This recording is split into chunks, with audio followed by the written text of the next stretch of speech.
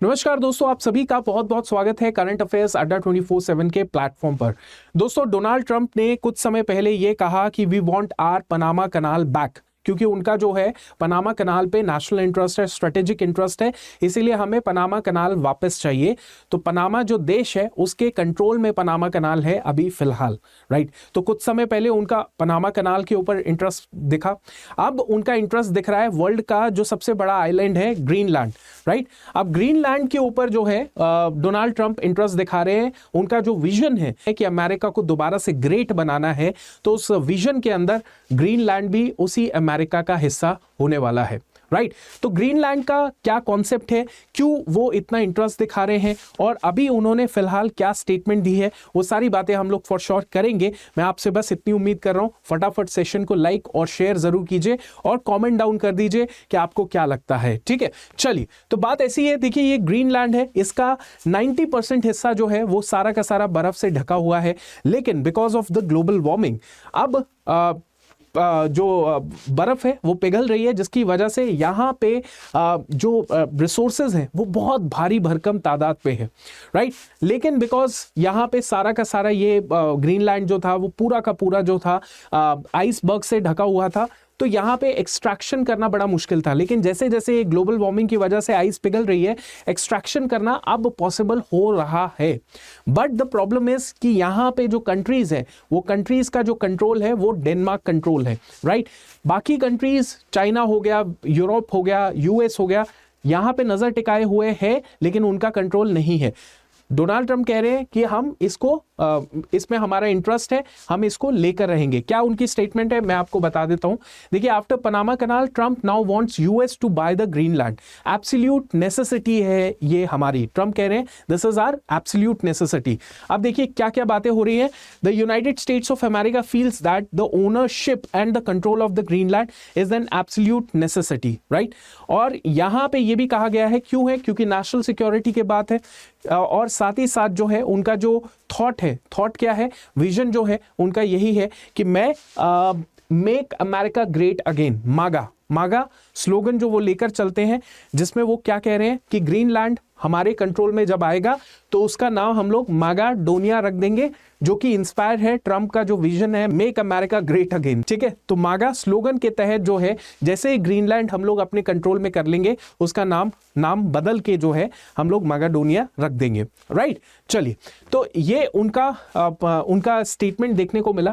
अब जो ग्रीनलैंड है इसके बारे में हम लोग देख लेते हैं, काफी करीब है कनाडा के साथ, और इस पे जो कंट्रोल है वो डैनिश कंट्रोल है, डेनमार्क का कंट्रोल है, कॉलोनियल कंट्रोल था, राइट। तो डैनिश लोगों ने यहाँ पे पूरा कंट्रोल कर रखा था, लेकिन फिर कुछ समय बाद यहाँ पे ग्रीनलैंड के लोगों ने ग्रीनलैंड से एक मतलब ऑटोनॉमी की आवाज उठती है, और अभी जो है फिलहाल ग्रीनलैंड जो है एक ऑटोनमस टेरिटरी है, ऑटोनमस टेरिटरी है ऑफ डेनमार्क, जहां पे डेनमार्क जो है दो चीजों के मामले में दखल अंदाजी करता है। एक तो ग्रीनलैंड का डिफेंस और दूसरा है ग्रीनलैंड का फॉरेन अफेयर। बाकी पूरा ग्रीनलैंड जो है अपने हिसाब से उनके जितने भी मैटर्स होते हैं वो मामले अपने लेवल पे कर लेते हैं डील, राइट।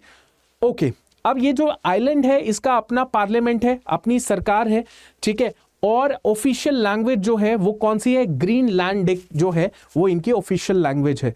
बस डेनमार्क जो है वो official foreign affairs and defence के मामले के अंदर जो है ग्रीनलैंड के मामलों के अंदर ऑफिशियल जो मामले होते हैं फॉरेन अफेयर्स और डिफेंस वाले, उसी को टैकल करता है, ठीक है। अब देखिए हिस्टोरिकल सिग्निफिकेंस क्या है या स्ट्रैटेजिक इंपॉर्टेंस क्या है। सबसे पहली बात तो यहाँ पे आप देखिए कि 10th सेंचुरी में ग्रीनलैंड में वाइकिंग सेटलमेंट थी, ठीक है। उसके बाद डैनिश कॉलोनी बनी 1721 में।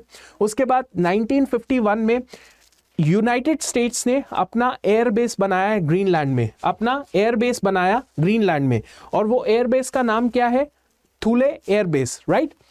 उसके बाद 1979 में Greenland granted home rule by Denmark, ठीक है। तो डेनमार्क ने ग्रीनलैंड को ऑटोनमस टेरिटरी बना दिया, और सारे मामले अब ग्रीनलैंड खुद अपने लेवल पे सॉल्व करेगा, except the defence and the foreign affairs, okay. उसके बाद की बात करें, 2009 की बात करते हैं, तो ग्रीनलैंड के अंदर जो है सेल्फ गवर्नमेंट एक्ट भी पास हुआ।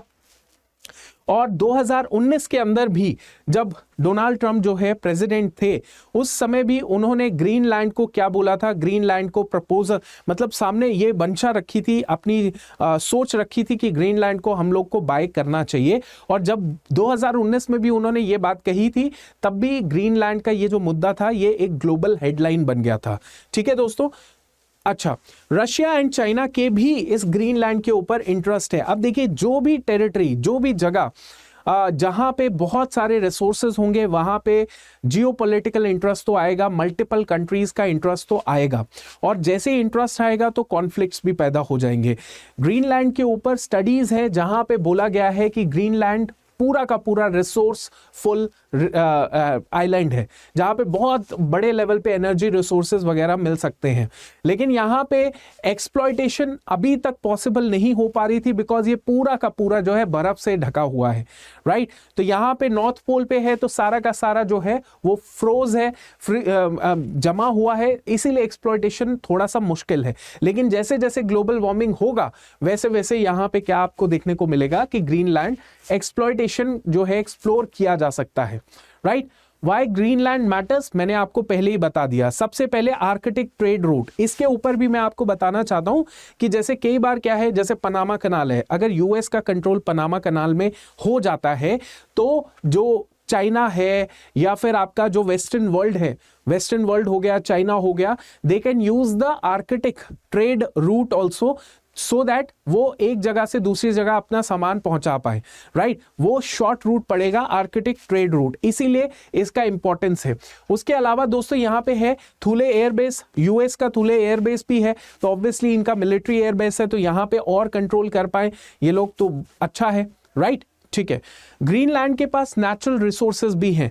ये माना जाता है कि ग्रीनलैंड के ये वाला जो हिस्सा है साउथ का, इस वेस्टर्न साइड, यहाँ पे बहुत सारे रिसोर्सेज हैं, जैसे कि for example rare earth elements हो गए, प्रीशियस मेटल्स हो गए, फिजनेबल मिनरल्स हो गए, आयरन एंड अलॉयज हो गए, जेमस्टोन्स एंड बेस मेटल्स हो गए।